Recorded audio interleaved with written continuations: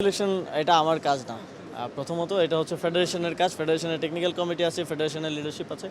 তাদের সাথে আমরা আগেও কথা বলেছি, নিয়মিত আমাদের যোগাযোগ হয়। কালকে ইভেন আপনারা জানেন যে কমলাপুরের স্টেডিয়ামে যে টার্ফ করা হয়েছে সেটার উদ্বোধন অনুষ্ঠানও আছে আমাদের কম্বাইনলি।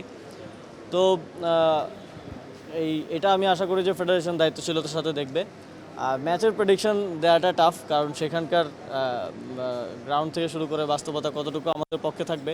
তবে হংকংয়ের সাথে হংকং আমাদের থেকে র্যাঙ্কিংয়ে অনেক এগিয়ে, এবং আগে যখন ছোটোবেলায় খেলা দেখতাম বাংলাদেশ 7টা-6টা গোল খেত হংকংয়ের সাথে, 6-0 7-0 দেখেছি আমার যতদূর মনে পড়ে।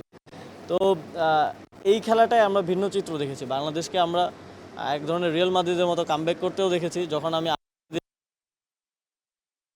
মোমেন্টে খুবই আনফর্চুনেটলি আমরা এটা বলা যায় না যে আমরা খারাপ খেলে হেরেছি। বাংলাদেশ ভালো খেলেছে, এবং আশা করি হংকং বাংলাদেশ ভালো খেলবে। এই পেসটা ধরে রাখতে পারলে আমরা হয়তো জিততেও পারবো।